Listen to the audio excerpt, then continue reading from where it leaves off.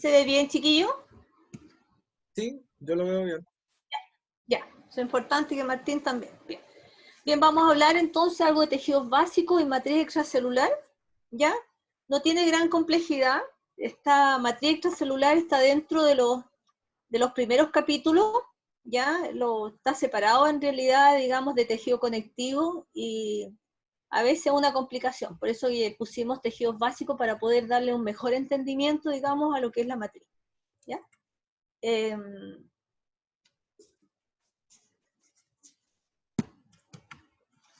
Vemos que en los aprendizajes vamos a describir la organización de la matriz y la función de algunos tejidos. Vamos a describir principalmente componentes celulares y la matriz, ¿ya? Alguna propiedad de un tejido. Vamos a adelantar un poquito. Todas estas clases, digamos, de los tejidos van a ir uno a uno, así que no se lo pueden ver y si quieren adelantar. Y los tejidos que conforman el organismo humano y algunas características, ¿no? Vamos a partir diciendo de que los tejidos del organismo son 4. El tejido epitelial, ¿ya? El tejido conectivo, el muscular y el nervioso. El epitelial, cada uno de ellos, o más bien dicho los 4, se unen para formar un órgano. Vale decir, por ejemplo, el intestino delgado tiene un tejido epitelial, tiene un tejido conectivo, tiene un tejido muscular y un tejido nervioso, ¿ya? El resto de los órganos también. Seguramente el único que no tiene tejido muscular, ¿verdad? Entre comillas, es el tejido nervioso. Pero tiene vasos sanguíneos, que son parte del tejido conectivo, y esos vasos sanguíneos tienen tejido muscular. Por lo pronto, ¿verdad? Incluso el epitelio del tejido nervioso se llama neuroepitelio, porque tiene una organización de conectividad especial, pero sigue siendo un epitelio. Por lo tanto, podríamos básicamente los 4 tejidos en todos los órganos, ¿ya? Y cada órgano se organiza de una manera distinta, ¿verdad? Dentro de los tejidos epiteliales, mayor o menor cantidad de tejido conectivo, un tipo de tejido muscular y un tipo de tejido nervioso, ¿ya? Viendo esto, los epitelios vamos a empezar, y vemos que el epitelio son de 2 tipos. El epitelio de revestimiento, su nombre lo dice, reviste, ¿verdad? Cavidades internas y externas. Y un epitelio que secreta, glandular. Por lo tanto, las funciones generales de los epitelios son absortivas. Por ejemplo, el intestino delgado, por ejemplo, absorbe los nutrientes. Las barreras son, por ejemplo, el epitelio de la piel, que se llama epidermis, constituye una función mecánica de barrera y de secreción, ¿verdad? Hay muchos epitelios que se conjugan, ¿verdad? En la absorción o barrera o secreción, pero hay epitelios, ¿verdad?, que son meramente glandulares, ¿ya? Ahora, ¿qué es lo que es un epitelio? Un epitelio son células una al lado de la otra, células yuxtapuestas, ¿ya? Ese es un epitelio. Hay excepciones, como lo vamos a ver. Entonces, pero en términos generales, el epitelio es avascular, con alguna excepción. Pero en términos generales, ¿verdad?, reviste superficie externa, interna, es avascular, etc. Puede ser de revestimiento y puede ser glandular. Bien, aquí vamos a entrar, digamos, en alguna clasificación del epitelio. Ustedes pueden ver que son células, una al lado de la otra, una al lado de la otra, ¿ya?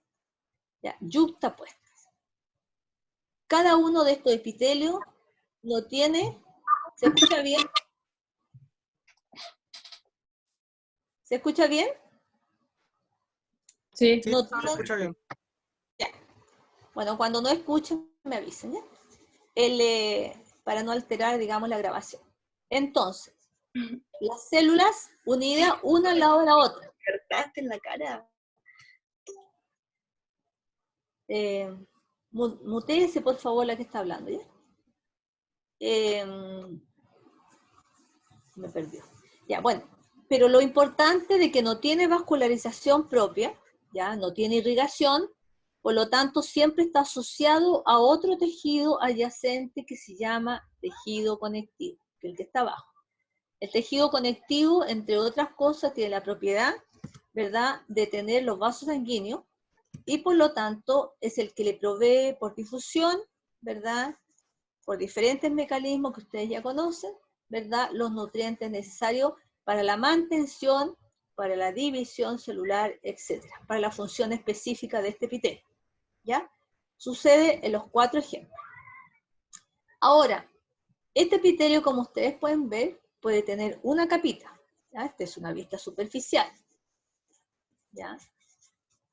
Puede tener una capa, o puede tener, como este que está aquí abajo, grande, este bloque grande, puede tener muchas capas. Como ven, cuando tiene una capa, se llama simple, porque tiene una capa. Cuando tiene varias capas, se llama estratificado, porque tiene muchos estratos, muchas capas. Simple y estratificado. El simple, como vemos acá, se denomina de acuerdo a la morfología de la célula. Por ejemplo, si la morfología es plana, se puede llamar epitelio plano, simple. Aquí se le llama escamoso porque cuando uno lo ve superficialmente parecen como escamitas, pero es plano. Si uno ve este de acá, ¿verdad? La célula es cúbica, por lo tanto es un epitelio cúbico, pero de una capa, por eso es simple. Y este otro de acá, ¿verdad? Es un epitelio simple, ¿ya? Pero las células son cilíndricas, por lo tanto es un epitelio cilíndrico y que tiene algunas modificaciones estructurales. Por ejemplo, tiene insertado células caliciformes y arriba tiene cilios, como lo vemos acá. Entonces uno lo que hace es decirle es un epitelio, es cilíndrico, tiene cilio y tiene células caliciformes, pero es simple, de una sola capa. Ahora, ¿dónde encontramos este epitelio escamoso simple? En los vasos sanguíneos, ¿no es cierto? Porque necesitamos básicamente, ¿verdad?, que los nutrientes, el oxígeno, ¿verdad?, las proteínas, salgan del vaso sanguíneo para repartir a los distintos tipos celulares, etcétera, etcétera. ¿Dónde encontramos el epitelio cúbico? Generalmente en algunos conductos, ¿ya? Por ejemplo, el ovario tiene revestido externamente este epitelio cúbico, ¿ya? Es simple. ¿Dónde encontramos este epitelio cilíndrico? En el intestino delgado y en el intestino grueso, por ejemplo, ¿ya? Y este epitelio cilíndrico en el intestino delgado y grueso tiene células caliciformes que secretan moco, ¿verdad?, que lubrican la parte interna del conducto. ¿Y dónde encontramos un epitelio que sea simple, cilíndrico, con células caliciformes y con cilio? ¿Verdad? Lo encontramos en el tracto respiratorio. Como por ejemplo, cada vez que nosotros eliminamos expectoración, eliminamos moco, ¿verdad? Es el producto de esta célula caliciforme. Y esta célula cilíndrica tiene cilios porque son un mecanismo de defensa para permitir que alguna partícula extraña o de polvo no ingrese, ¿verdad?, al aparato respiratorio. Todas, como ustedes pueden ver, no tienen vascularización, sino que son irrigadas, ¿verdad?, por el tejido conectivo que está aquí abajo. El epitelio estratificado, que tiene varias capas de células, ¿verdad?, siempre se nombra por la célula que está más superficial, ¿ya? Por eso que es un epitelio de varios estratos, de varias capas, estratificado, pero es plano porque la celulita que vemos aquí es plana. Si esta célula fuera cúbica, sería estratificado cúbico o estratificado cilíndrico. No existen muchos casos de eso, o existen casi básicamente durante el desarrollo, pero lo más característico, por ejemplo, de esto es la epidermis, el esófago, la cavidad bucal, ¿verdad?, parte del recto. O sea, nosotros tenemos básicamente, ¿verdad?, un epitelio que es plano arriba, ¿ya? Y aquí habla de no queratinizado, que lo vamos a ver en su momento, porque el único que tiene queratina, ¿ya? El único que tiene células muertas, que es plano también y tiene células muertas, es la epidermis de la piel, que es una capa protectora, por así decirlo, ¿ya? Entonces tenemos simple y tenemos estratificado. Y de acuerdo, ¿verdad?, a de la forma de la célula se llama plano, cilíndrico o cúbico, y va a ser de acuerdo a la célula que está más superficial. Ahora, el epitelio glandular.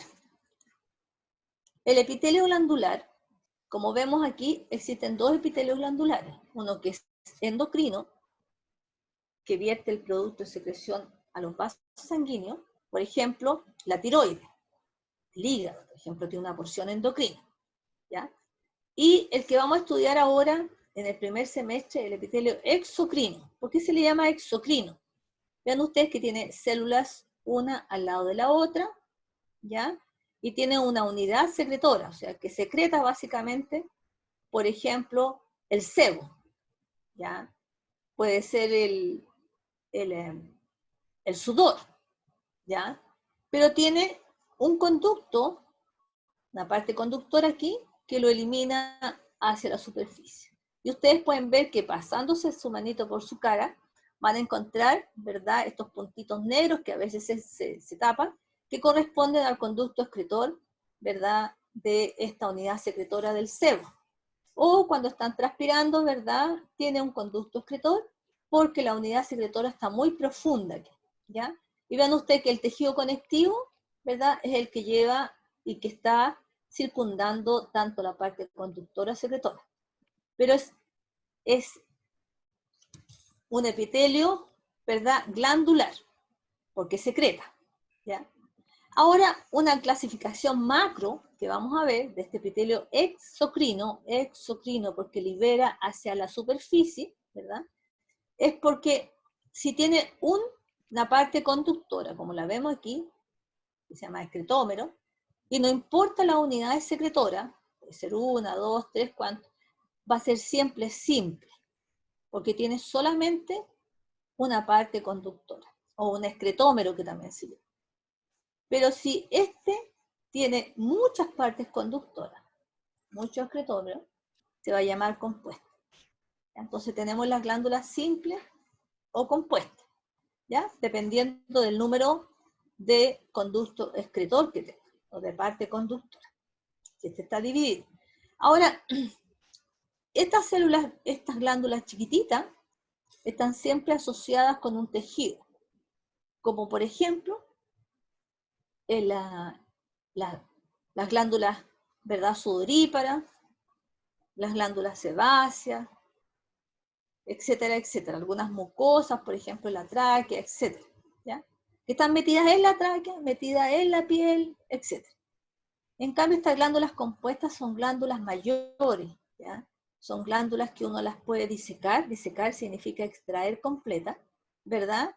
Y son generalmente glándulas salivales, ¿ya? Son glándulas, la submaxilar, la sublingual, la parótida, ¿verdad? Etcétera, etcétera. Son glándulas que uno las puede disecar y tienen cierta característica. Generalmente por ahora nos vamos a quedar esas como las salivales. Entonces tenemos tanto esta, etcétera, tienen un excretómero, una parte conductora. Por lo tanto, son exocrinos. Bueno, el tejido conectivo, que es el otro tejido, como ustedes lo ven, ¿verdad?, está asociado y está rellenando básicamente a todos los tejidos, eso que conecta. También se le llama subjuntivo porque está asociado a.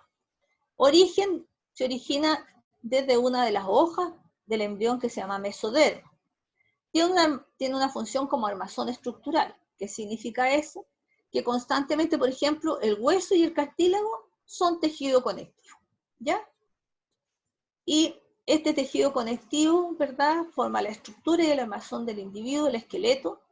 Además rellena, permite un medio de intercambio. ¿Por qué? Porque aquí tenemos vasos sanguíneos, ¿verdad? Y difunde el producto de absorción o de secreción o el metabolismo, ¿verdad?, de algunas células que ingresan al vaso sanguíneo y de aquí salen los nutrientes. También en este tejido es de defensa y protección, porque aquí hay unas celulitas que se llaman macrófagos. Y estos macrófagos lo que hacen es englobar los microorganismos, ¿verdad? Los agentes extraños y proteger. Y también tenemos algunos linfocitos, los que producen la inmunoglobulina, que están muy de moda hoy día, ya los anticuerpos.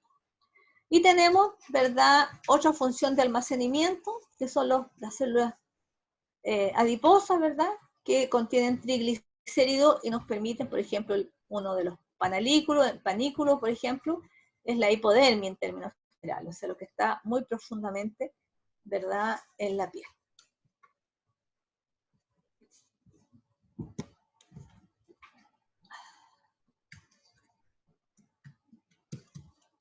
Bien, ahora vamos a seguir hablando del tejido conectivo. El tejido conectivo, hoy día no nos vamos a concentrar en la primera parte, células. Lo primero que tenemos que saber del tejido conectivo, ¿verdad?, que su célula principal, esta célula media estrellada, alargadita, que tiene un núcleo ovoide que se llama fibroblasto. ¿Por qué se llamará fibroblasto? Porque secreta todos los componentes fibrilar del tejido conectivo. Y hay otras células, la célula adiposa, el macrófago, ¿verdad?, que son propios, que constantemente están en el tejido conectivo. Y también hay células que migran, por ejemplo, para hacer su función defensiva, como el linfocito, los mastocitos, la célula plasmática, el neutrófilo, etcétera, que vienen de la sangre, que migran a través de los vasos sanguíneos, ¿verdad?, y llegan a la sangre para cumplir una función específica. Pero hoy día no vamos a hablar de eso, sino que simplemente vamos a recordar de que aquí tenemos el fibroblasto, el macrófago, ¿verdad?, y la célula que dan energía de acuerdo a las funciones que habíamos visto.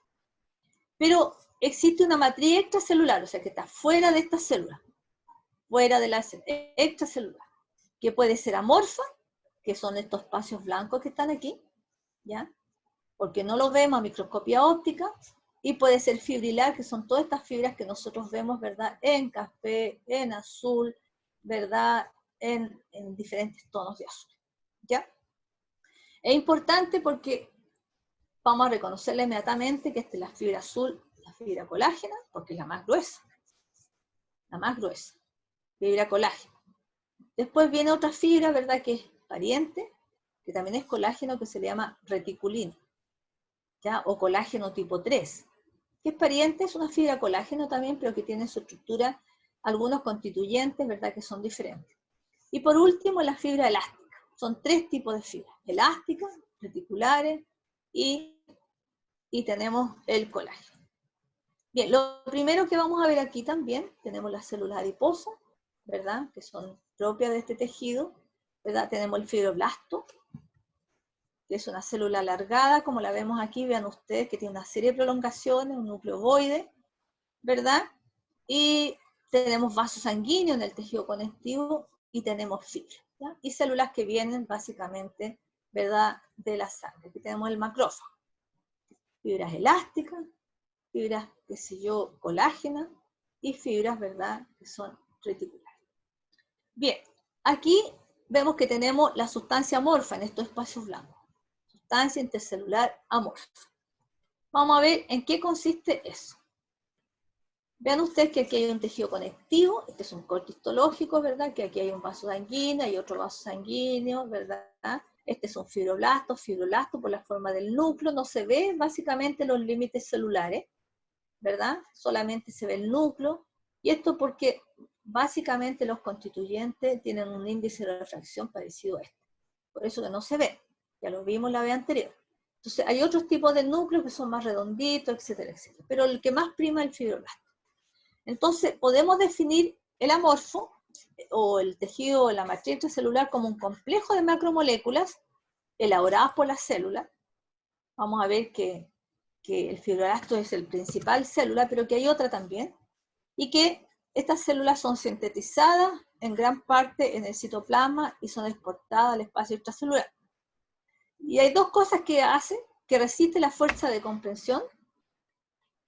A ver.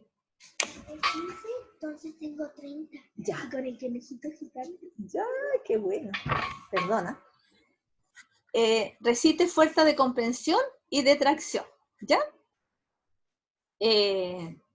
podemos tener la sustancia amorfa, que la vamos a llamar sustancia fundamental, que son estos espacios en blanco que nosotros tenemos aquí, y la fibrilar, ¿ya? Que lo vemos aquí tenuemente, ¿verdad? Hay fibras de colágeno.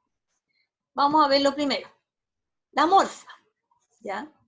Vean ustedes que la amorfa es un gel amorfo, como una gelatina, pero que está hidratado altamente y que resiste la fuerza de, como le decía, las fuerzas de compresión. La de tracción tenemos un ejemplo en términos generales, que son los tendones, ¿no es cierto, chicos? Los tendones, por ejemplo, nosotros podemos colocarlos en punta de los pies, ¿verdad? Y el tendón sostiene. O sea, vean ustedes que la fibra colágena es sumamente fuerte. Pero estamos hablando aquí básicamente del amorfo. La amorfa es un gel amorfo, es hidratado. Permite un intercambio de nutrientes, ¿verdad? Y productos de desecho. Ahora, cursan por él. ¿Cómo está compuesto? Por glicosaminoglicano, por proteoglicano, por agregado de proteoglicanos, denominados GLICAN, y por glicoproteína.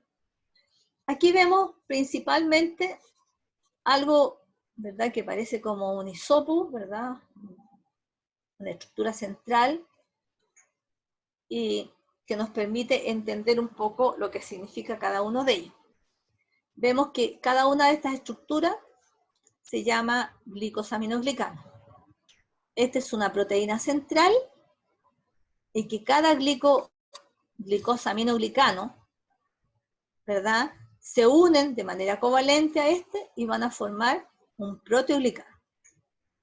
Este proteoglicano, como lo vemos aquí, proteoglicano es el mismo que está en plano. Cuando muchos de estos, 1, 2, 3, muchos proteoglicanos, están asociados a otro glicosaminoglicano, que se llama ácido hialurónico, como el que vemos aquí, ¿ya?, forman una molécula de agrecano. Por eso son agregados de proteoglicano. 1, 2, 3, 4. De la proteína central, estos son los glicosaminoglicanos, forman el proteoglicano, y cuando 1, ¿verdad?, 2 o 3 se unen al ácido hialurónico, forman los agreganos. Bueno, la glicoproteína lo vamos a ver inmediatamente.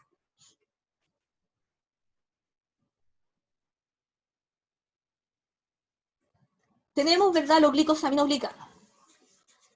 Son cadenas lineales, principalmente de polisacáridos, que son bien flexibles, y están los polisacáridos compuestos por disacáridos repetidos, que tiene siempre un aminoazúcar y un ácido urónico. O sea, un aminoazúcar, un ácido urónico, después se repite y forma un polisacárido. Todo eso forma un glicosaminoglicano. Ahora, ejemplos de eso, ¿verdad? Ustedes lo pueden leer posteriormente. Tenemos el ácido hialurónico. El ácido hialurónico, que este que está aquí, es el más grande de todos, ¿verdad? El que forma los agrecanes, y no tiene grupo sulfónico, que no se nos vaya a olvidar.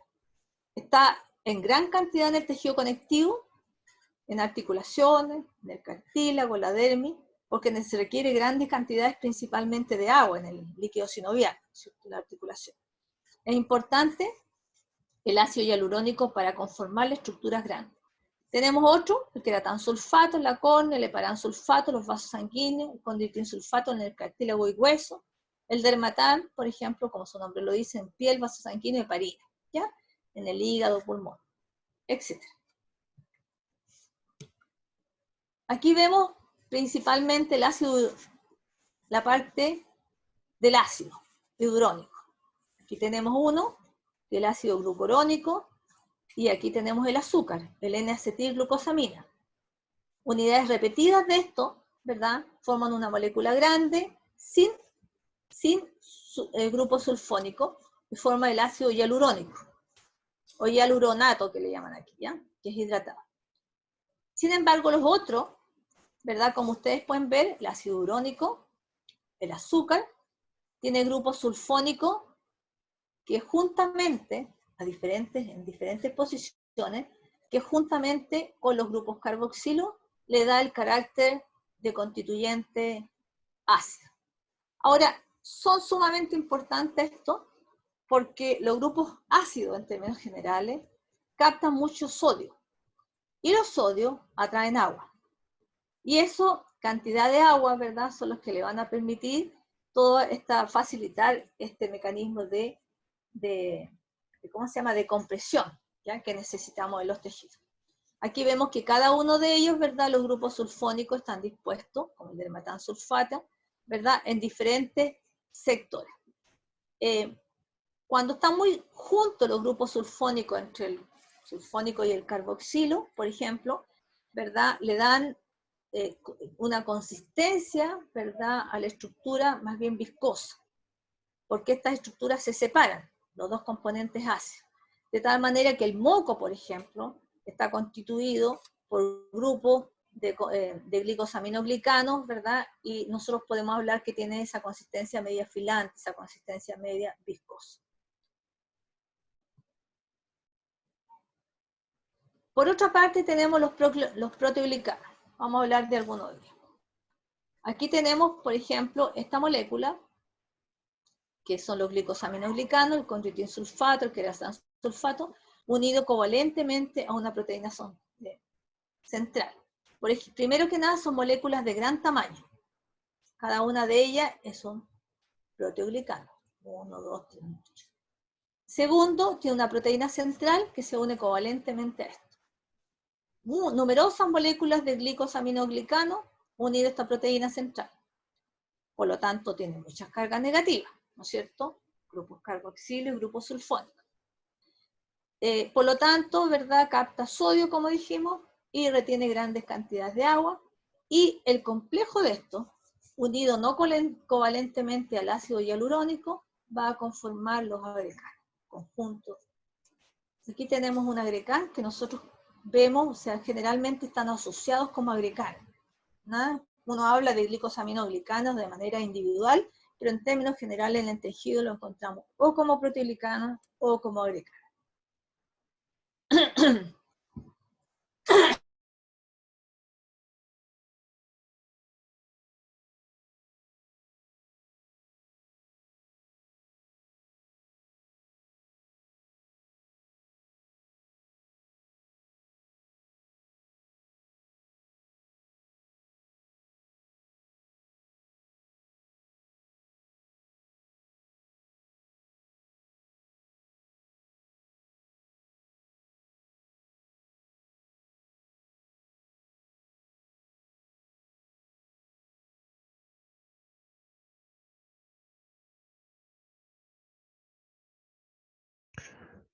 F.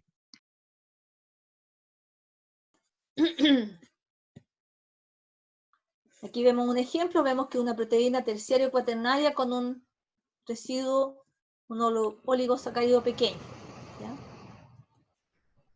Son de gran tamaño. Lo importante es que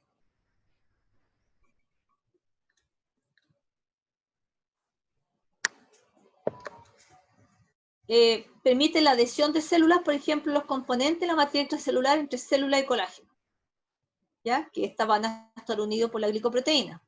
Obviamente que están mucho menor cantidad que los proteoglicanos, tienen un contenido proteico, que es este, unido a una pequeña de glicosaminoglicano. Tenemos algunos ejemplos como la fibronectina, la laminina, la entactina, la tenasina y la trombopondina. La fibronectina está abundantemente en el tejido conectivo y ayuda en términos generales a formar rutas migratorias durante el desarrollo. La laminina es una glicoproteína que está ubicada en la lámina basal. La entactina también ayuda a fijar principalmente los componentes de la lámina basal. La tenasina es una glicoproteína que está ubicada principalmente durante el desarrollo. Y la trombopondina es una glicoproteína muy grande, ¿ya? Que se caracteriza básicamente porque participa, entre otras cosas, en la apoptosis. Algunos ejemplos de esto. Tenemos dos, la fibronectina y la laminina. Vean ustedes que es un dímero, ¿verdad? Formado por dos polipéptidos, que está unido un carboxilo, otro carboxilo por los grupos disulfuro, como lo vemos aquí, ¿ya? Esa es la fibronectina. La laminina, por otra parte, está constituida por dos unidades beta, 1, 2, y esta unidad alfa, que se unen y se enrollan en la unidad alfa, ¿verdad? Y que también están unidas a través de los grupos carboxilo por grupos disulfuro entre eso. Ya son moléculas grandes, son moléculas que básicamente unen los constituyentes, ¿verdad?, de la sustancia fundamental. Algunas patologías que están relacionadas con eso, por ejemplo, el síndrome de Harlow, ¿ya? También llamado mucopolisacaridosis tipo 1. Esta es una enfermedad, como quien lo dice aquí, es una enfermedad congénita por un déficit de esta enzima, la alfa-L-hidroronidasa, y va acumulando progresivamente, ¿verdad?, glicosaminoglicanos. Como se acumulan grandemente en el tejido conectivo, incluyendo el cartílago de hueso, generan básicamente malformaciones esqueléticas, como ustedes lo pueden ver. Tienen una cara muy característica, tienen alguna alteración cognitiva, ¿verdad? Presentan un abdomen bastante grande, con un hígado y un vaso bastante grande. Esa es la enfermedad básicamente porque hay un acúmulo de estos glicosaminoglicanos. Un ejemplo. Ahora vamos a hablar de las fibras del tejido conectivo. Las fibras son tres, como ya lo dijimos, fibras colágenas, reticulares y elásticas. Vamos a ver primero las fibras colágenas. Son la más abundante del tejido conectivo, principalmente la fibra colágeno tipo 1, ¿ya? Es la más abundante. Son flexibles, son gruesas, ahí la vemos, es una dermis de la piel, son onduladas, como vean ustedes que son gruesas, son flexibles, son onduladas, le proveen gran fuerza tensional, ya le hablamos del tendón, y pueden estar, ¿verdad?, formando fibras y no fibras, o sea, poco visibles, son poco visibles lo que no forman fibras en microscopio óptico. Se tiñen con las técnicas corrientes, hematoxilina, se ven de color rosado aquí, ¿verdad? Y están siempre asociados con un núcleo porque el fibroblasto es el que está asociado directamente, siempre vemos los núcleos de los fibroblastos con eso. Ya dijimos que el fibroblasto es el que produce fibrilar y no fibrilar. Aquí lo vemos un extendido también, veamos ustedes que son más o menos restringentes, ¿verdad? Y que podemos verlo en un extendido y también lo podemos ver, ¿verdad?, en un corte histológico con técnica normal. Ahora, ¿cómo se producen en términos generales? ¿Ya? Primero hay una molécula de señal, ¿verdad? Primero se secretan o se producen en el retículo endoplásmico rugoso, como lo vemos aquí, a través de un péptido señal que se llama precolágeno. Este precolágeno es exocitado, digamos, en el retículo para conformar una molécula que se llama procolágeno. Este procolágeno básicamente tiene tres subunidades helicoidales, ¿verdad?, con tres subunidades no helicoidales. Estos son liberados básicamente hacia el Golgi, donde se empaqueta básicamente en el Golgi, y posteriormente son exocitados, ¿verdad?, al espacio. ¿Cómo se exocitan? Exactamente igual como lo vemos aquí, como procolágeno, exactamente esta forma.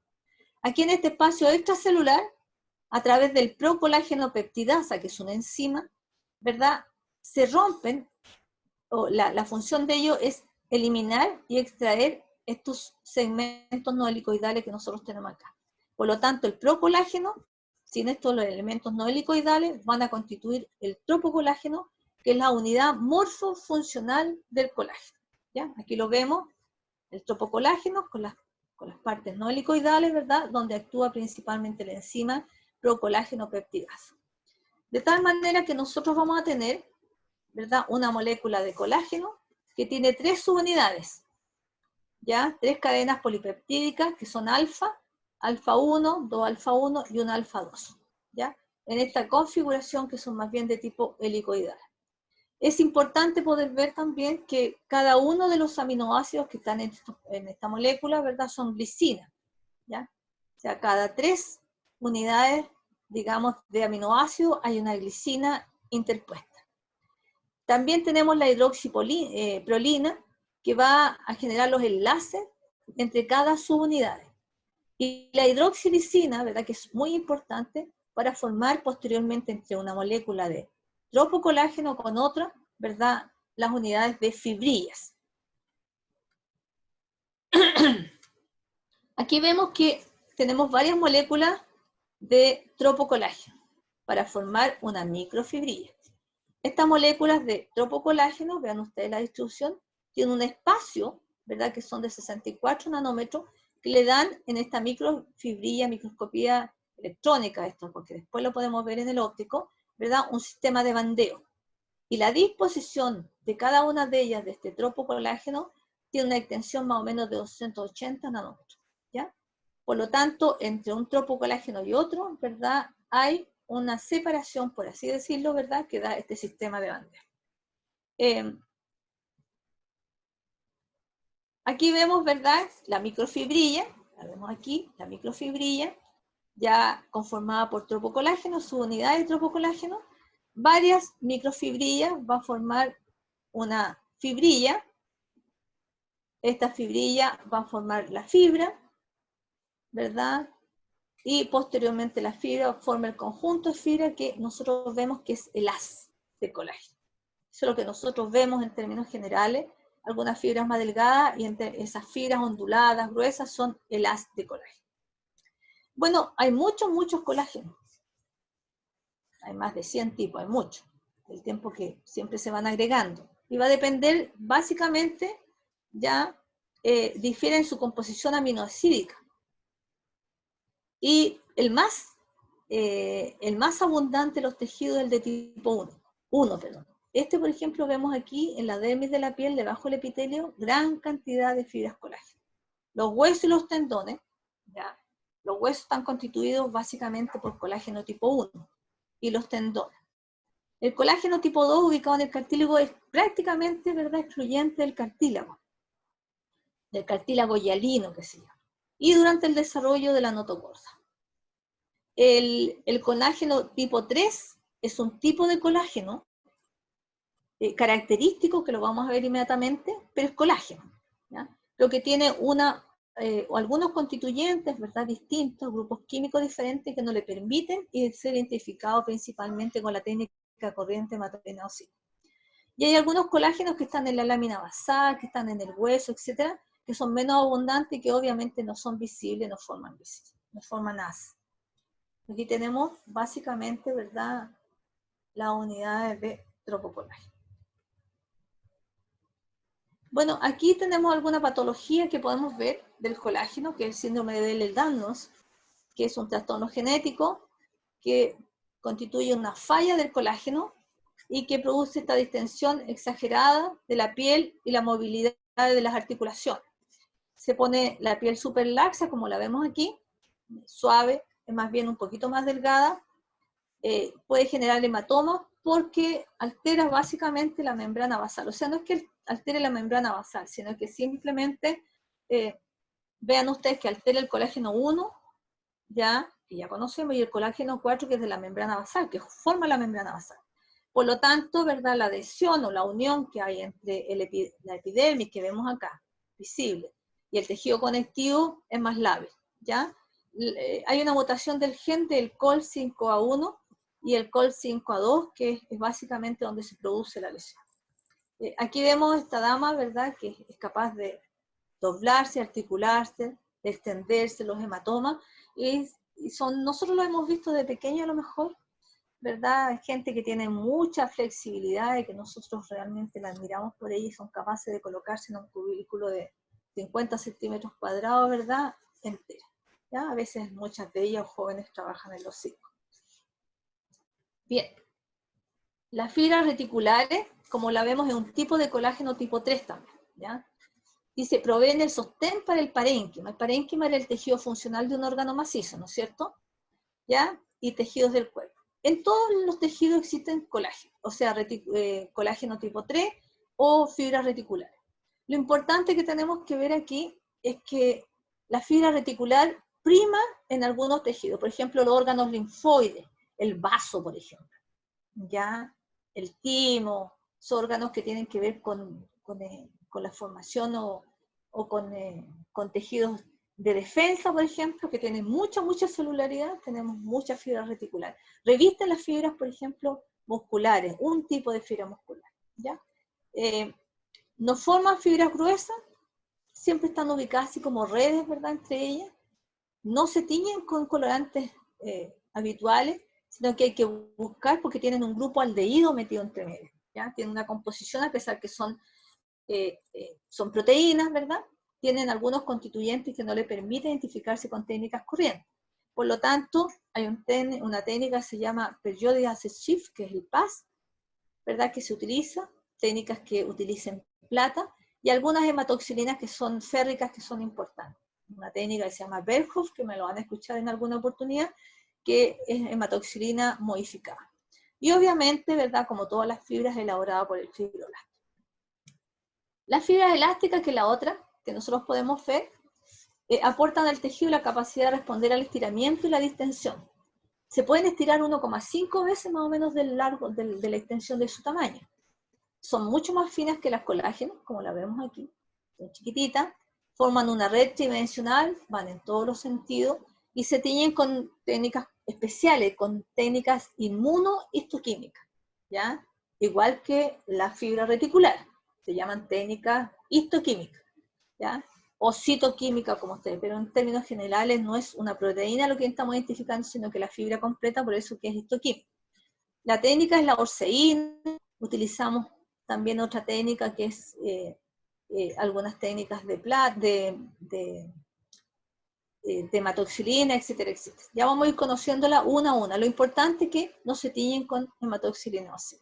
También es producida por los fibroblastos, pero aquí es importante entender que hay algunas fibras musculares, dentro de las fibras musculares, una de ellas, que son las lisas, que también producen, ¿verdad?, las fibras elásticas. Generalmente la encontramos formando ligamentos, algunas láminas fenestradas, pero todos aquellos tejidos que requieren distensión, ¿verdad?, tienen bastante fibra. Hay un cartílago que se llama cartílago elástico, y ese cartílago, ¿verdad?, tiene bastantes fibras elásticas, por supuesto, por sobre los otros componentes. Tiene dos componentes, la elastina y la microfibrina. Vemos aquí tenemos la elastina, todo lo amarillo que está en el centro, y la microfibrilla es lo que está periféricamente, que es más bien alargada, microfibrilla, por lo mismo su nombre. Vemos aquí la molécula elástica, se caracteriza porque es rica en dos, principalmente aminoácidos como la prolina y la lisina, son los que están aquí, ¿ya? Pero además tiene estos otros constituyentes que están en rojo, que se llama desmosina e isodesmosina, que también son aminoácidos, y que es sumamente importante porque son los que permiten, ¿verdad? Tienen uniones covalentes entre la fibra de elastina con los otros aminoácidos y le permite la elasticidad, ¿ya? A estas fibras, que tenemos relajada y contraída. Ya vimos que se podía estirar 1,5 veces la longitud de la fibra. La otra molécula es la microfibrilla, la que está aquí afuera, la que la reviste. Esta es una glicoproteína fibrilar, contiene dos glicoproteínas, que una es la fibrilina tipo 1 y la fibrilina de tipo 2. La 1 permite el soporte estructural, o sea, la mantiene en unión con la elastina. Y la 2 regula el ensamblaje de la fibra, o sea, básicamente, ¿verdad?, que tenga la constitución de la fibra, en términos generales. Uno de los síndromes que está asociado es el síndrome de Marfan. Vean ustedes que son hombres sumamente altos, que tienen una serie de afecciones, ¿verdad?, de dedos largos, ¿verdad?, del pecho medio hundido, etcétera, etcétera, ¿verdad? Y aquí hay algunos aspectos histológicos. Por ejemplo, es un defecto de un gen, FBN1, del cromosoma 15, que sintetiza para la fibrilina 1, que es el principal componente de la microfibrilla de esta matriz. Hay ¿qué es lo que permite? Una disminución de la cantidad de esta microfibrilla, ¿ya? Produce debilidad de los músculos cardíaco y liso, por eso que esta gente siempre vive no tan solo con problemas, digamos, de estiramiento, sino que también, ¿verdad?, problemas cardíacos. Afecta a los músculos y a la integridad de la matriz extracelular, o sea, son individuos que también le puede dar a hombres o mujeres, pueden ser heredables, ¿verdad?, pero en algunas ocasiones no hay antecedentes familiares, digamos, con respecto a eso, y bueno, se produce mucha debilidad muscular y sobre todo, ¿verdad?, alteraciones del tejido conectivo, ¿ya? Bien, vamos a entrar ahora al tejido muscular. Todos estos seminarios los vamos a ver en profundidad cuando sus compañeros les logre disertar. El otro tejido que nosotros conocemos es el muscular, como lo vemos aquí, ¿verdad? Algunos de ellos revistiendo básicamente el individuo, los huesos. Son células especializadas en la generación de fuerzas motrices mediante un proceso que se llama la contracción muscular. Aquí vemos que tenemos un tejido esquelético, uno cardíaco y uno liso. ¿Ya? Aquí tenemos el cardíaco y tenemos el liso. Este es voluntario, el esquelético, y el cardíaco es involuntario. Pero tanto uno como el otro son estriados, o sea, tienen una unidad morfofuncional que se llama sarcómera, que es la que se contrae en ambos. ¿Ya? La diferencia está en la morfología y en la independencia de cada uno de ellos, o la interdependencia. Vemos aquí que esta es una célula, es una esquemita, el que está aquí externamente, el esquelético, que es 1, 2, 3, es multinucleado, es estriado y las fibras individuales. En cambio el cardíaco tiene como una forma de H, ¿no es cierto? Tiene un solo núcleo, pero es central. En cambio el liso lo podemos encontrar de una forma fusiforme, alargadita, un núcleo central, y no tiene estriaciones, por eso se llama liso, ¿ya? Pero no es que no tiene miosina, también la tiene, solo que la tiene ordenada de una manera distinta, para contraerse. ¿Y dónde lo encontramos? En las vísceras, en todos los órganos internos, ¿ya? Con excepción de estos otros dos. Vemos, por ejemplo, el músculo esquelético, tenemos los núcleos periféricos, 1, 2, 3, 4, muchos músculos. Las células están separaditas unas de otras, y podemos ver con nitidez, ¿verdad?, las estriaciones, o sea, las unidades sarcoméricas de actina y miosina, que es el esquemita que nosotros vemos aquí, ¿ya? Núcleos periféricos, y estas células son independientes, responden al todo o nada, ¿ya? Cada una de ellas de manera independiente. En cambio, el músculo cardíaco, vean ustedes un corte histológico, que nos tocaría ver, ¿verdad? Donde las células, como son un poquito estrelladitas así, son alargaditas, se llaman ramificadas, ¿verdad? Una ramita contacta con el otro, así, a través de algo que se llama disco intercalar. Estas rayitas que vemos atravesadas, esto, se llaman disco intercalar. Y estos disco intercalar, ¿verdad?, nos permite entender que este es el término de esta célula y el inicio de la otra. Es el segmento donde se unen ambas células, ¿ya? Disco intercalar. ¿Ya? Y vean, tienen un núcleo central. Y se ven como abiertas algunas y con bastante tejido conectivo porque tienen esta morfología. En cambio, el músculo liso, ¿verdad?, que tiene actina miosina también, pueden estar separaditas, como la vemos, o en grupitos, ¿ya? Y tienen un núcleo ovoide central. Generalmente están rodeando al tejido, al intestino grueso, al intestino delgado, para producir el peristaltismo necesario, ¿verdad?, para que pase todos los elementos metabólicos, la formación de ese, etcétera, etcétera. ¿Ya? Están en los órganos que son hematopoyéticos también, por ejemplo, generalmente para agilizar los vehículos líquidos, la sangre, etcétera, etcétera. Eso lo vamos a ver en muchas partes, músculo liso, que están asociados básicamente, y en todas partes el músculo liso, porque en todas partes hay vasos sanguíneos. ¿No? Y por último, el tejido nervioso. El tejido nervioso está constituido por dos tipos de células, las neuronas y las glias. Las neuronas son células específicas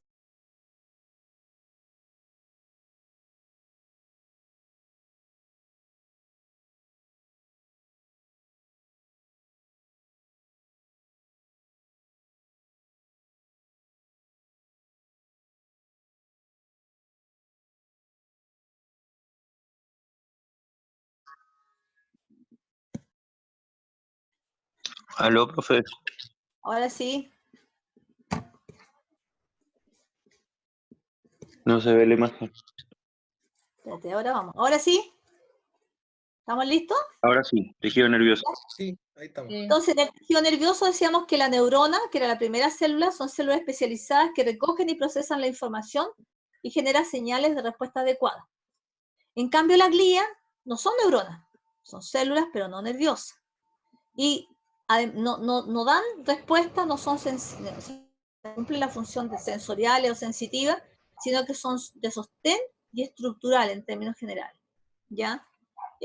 Rodean a la neurona, son nodriza en términos generales, procesan, forman barreras, armazón para otras neuronas, principalmente cuando estamos en el desarrollo y se forma la corteza cerebral, por ejemplo, las neuronas tienen que transitar, y lo hacen, ¿verdad? La glía lo que hace es se extiende de tal manera y ellas se sostienen, ¿verdad? Como un andamio por sobre, básicamente, esa glía, ¿verdad? Y las neuronas cursan por ahí durante el desarrollo. Forman las barreras, seguramente ustedes han escuchado la barrera hematoencefálica, ¿no es cierto?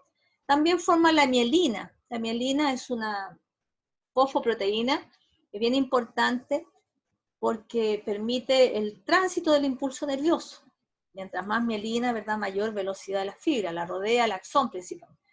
Y también hay otras células que son fagocíticas, ¿ya? Como la microglia. Aquí formar la mielina en la célula de Schwann, seguramente ustedes han visto. Ahora, yo les puse esto aquí. Aquí está una neurona de la corteza. Vean ustedes que tiene forma piramidal por su soma. Tiene una dendrita grande y tiene otras prolongaciones que se llaman, aquí en cada una de estas dendritas hay contacto sináptico. A través de ellas, ¿verdad? Se unen y pasa el impulso desde una neurona a otra neurona. En cambio el axón, ¿verdad? Se suma al soma de otra neurona. Pero aquí también, si aquí hay un axón, se contacta con estas dendritas de otra neurona. Esta es la forma de la corteza cerebral. En cambio, esta es una médula espinal, es el asta anterior de la médula espinal, y esa es la que estudiamos en enseñanza media que tenía la forma estrellada. Vean ustedes la sustancia de níquel ahí, el núcleo, y tiene varias salidas, así como estrellada. 1, 2, 3, se le ven como 5 salidas. De las células de la médula espinal y es motora, ¿ya? Es la que va a inervar principalmente a las fibras musculares. Y la glía la tienen ustedes en alguna de las clases, y esta es parte de su guía de trabajo práctico, ¿ya? Aquí está básicamente la morfología de la glía, la vamos a estudiar en profundidad solamente para que lo vean dónde está ubicada y cuál es su función, ¿ya?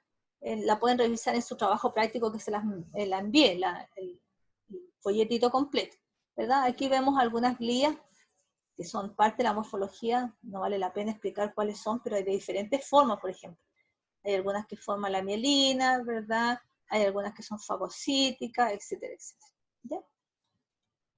Y con eso terminamos básicamente tejido nervioso. Preguntas.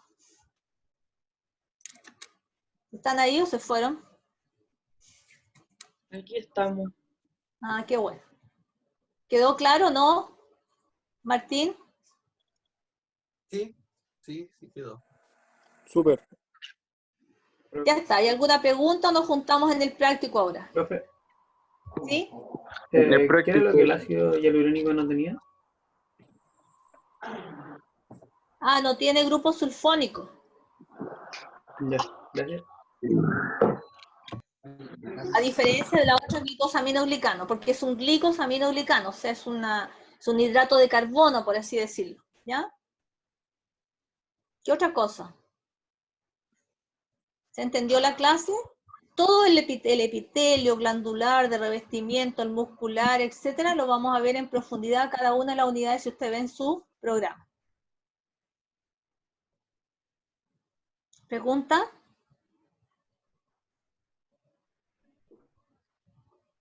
Chico, Martín, ¿cómo vamos? ¿Te saliste? No, todavía estoy aquí. ¿Todavía estoy aquí?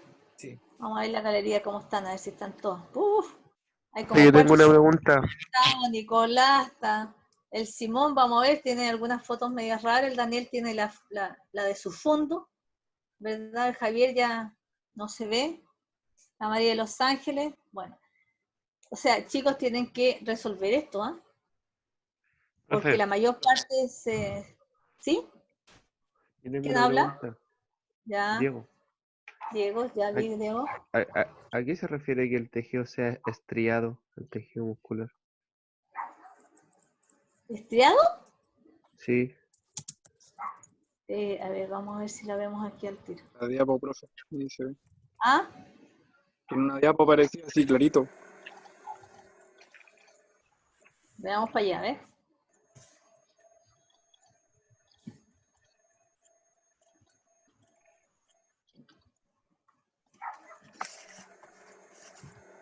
¿Se puede Ahí. ver esas secciones?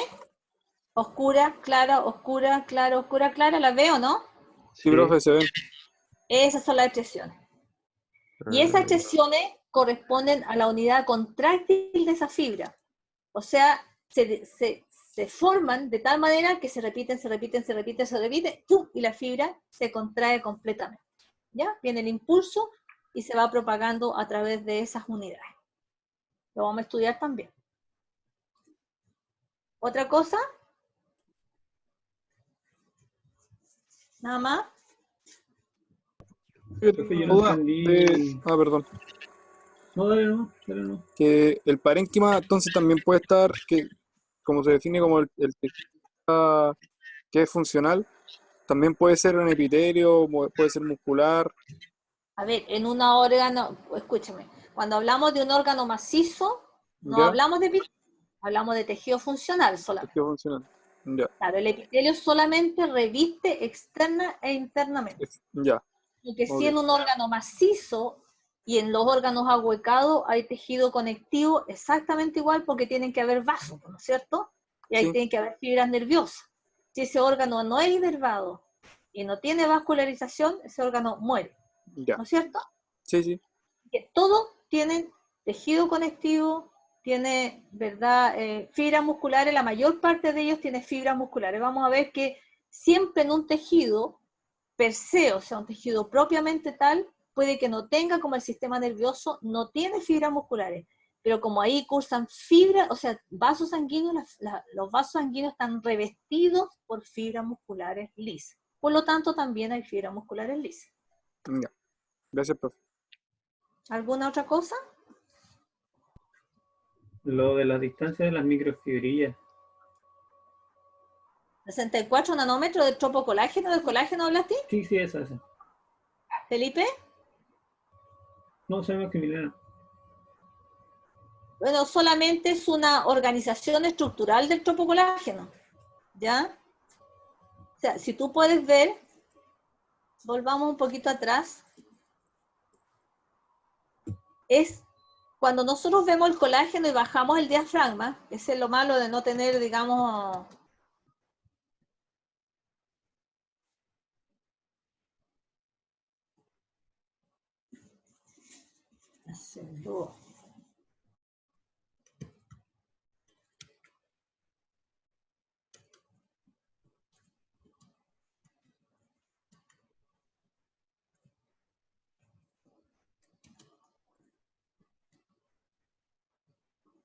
bien, entonces,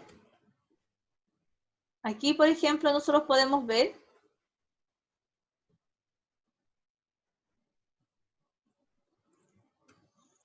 vemos que la disposición, ¿te fijas usted que hay una cabeza y una cola? ¿Quién me pregunta? ¿Felipe? Sí. No, Ya, el hay una Maximiliano. cabeza y una cola y queda un espacio, ¿no es cierto? Esta disposición alternada del tropocolágeno al formar la microfibrilla le queda un sistema de bandeo. Y la distancia que hay entre esta estructura y el otro tropocolágeno son 64 nanómetros, nada más que eso. Entonces, cuando veo una fibra, ¿verdad? Y baja, digamos, cierra un poquito el diafragma y juega un poquito, o lo ves con luz polarizada, cuando vemos el colágeno, varias microfibrillas en conjunto, vemos como una especie de estriaciones, pero tiene que ser un haz, una fibra más grande, ¿ya? Pero básicamente para explicar, digamos que el tropocolágeno, la unidad estructural más ínfima, digamos, tiene esta disposición y tiene un espacio entre una y otra. Y es lo que le da esta organización, de la más externa en términos generales. ¿Ya? Ya. ¿Alguna otra pregunta? ¿Estamos bien o no? Tamara, ¿cómo estamos? ¿Todavía estáis ahí o no? Sí, profe, aquí estoy. Ya está. Entonces, nos vamos a ir después al práctico. Hay 40 alumnos. ¿Serán 40 los totales o no? Por lo menos Sí, los que tenemos lista, voy a tener parece, ¿no es cierto? profe, voy a tener que reenviarle las listas porque hay algunos errores. ¿Sí? Ya. Sí, porque como ahora se Acuérdate conectaron. que en la lista ponle un asterisco a cada una de las listas para saber quiénes los que están matriculados y los que les falta todavía el proceso, ¿ya? Profe, Es pero usted no tiene importante, una lista base que le haya dado la carrera, porque eso yo no tengo como. pero no me la he actualizado todavía. Si quieres te la mando. Sí, por favor. Ya, yo te la mando, digamos, por apenas pues, ¿ya? Ya, muchas gracias. Entonces Dice Daniel que debemos ser 39, dice. Sí, pero profe. hay gente que falta, o sea, por eso necesito la lista, porque no tengo cómo saber quién es el nombre de los no matriculados y matriculados y de los que Ya, faltan. listo, yo te la mando apenas puedas, ¿ya? Sí. Ya. Entonces, ¿sí? El práctico entonces hay uno ahora y otro a las 2:15, ¿cierto? ¿No te entendí? Hay un práctico ahora la Para el grupo 1 y después el práctico 2, a la 1:30. ¿Ustedes saben quién está en el práctico 1 o el práctico 2? sí aparece en el horario de cada uno. Claro, entonces ahí nos vemos, ¿verdad? Debería estar la mitad del curso. Ya, Felipe. perfecto. Por lo pronto nos vamos a ir acomodando de a poco, ¿verdad? Y si hay más alumnos, nos vamos a ir dividiendo y vamos a formar nuestras propias listas para después hacerla llegar a la dirección del estudio. ¿Ya? Como han estado, les mandé la otra, del práctico, les mandé el otro informe para que lo hagan con imágenes, ¿ya? Ya, profe, gracias. Pueden apoyar con los libros y se pueden apoyar con la guía de trabajos prácticos que yo le envío. Entonces, si no hay más preguntas, finalizamos e iniciamos a las 11:30. ¿Más preguntas? ¿No? Todo claro, profe. Listo, nos vamos entonces. Nos vemos después. Chao, Víctor. Chao, profe. Ya, profe. Nos vemos.